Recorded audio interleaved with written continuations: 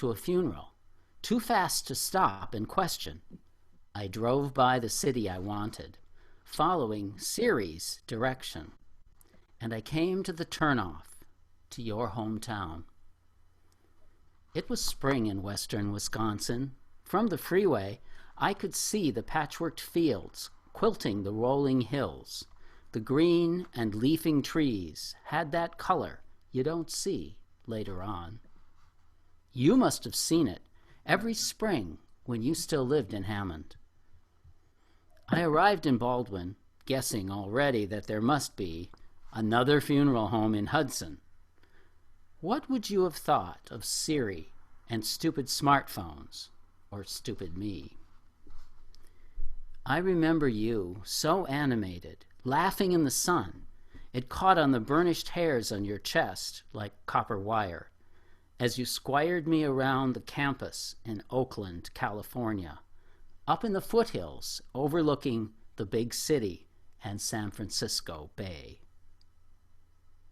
So many times I drove this highway, but not for 20 years ago, 20 years or so. And then, to turn around, after a correction with Siri, I passed again the sign to Hammond, as if passing through time from the other direction. I think of the song by the Roaches.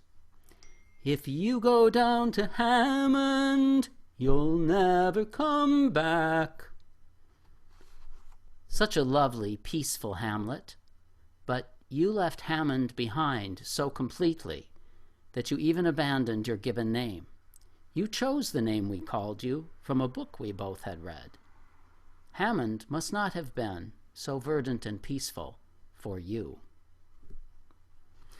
When I arrived at the funeral, I was too late for the service. I read a eulogy at the door. I put an envelope in the slot. I remembered Andy. I knew him when he was even younger than you were. 18, and then after 4 years, I rarely saw him. Andy's in the middle here with his brothers. And I had not seen him in many years, but he lived longer than you did. Still too young, both of you. Medicine failed both of you, but you were failed by more. Politics and culture and history and religion, and maybe by Hammond. Years ago, I didn't take your invitation, perhaps infected even then. It might easily have been otherwise. My mother might have wept at my funeral. My grandmother's seamed my patch into the quilt.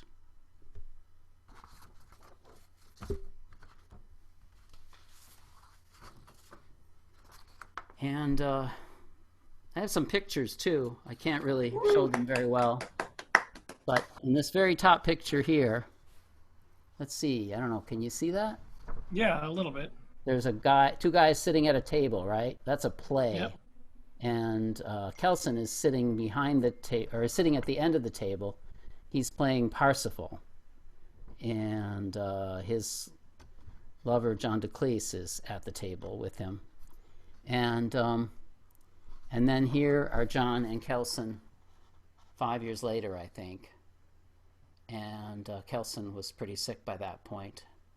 Yeah. And later on, the second time I saw the AIDS quilt, I saw, I think, this patch, which you probably can't really read, the sort of dark blue one there. Yeah, that these fingers were on, yeah.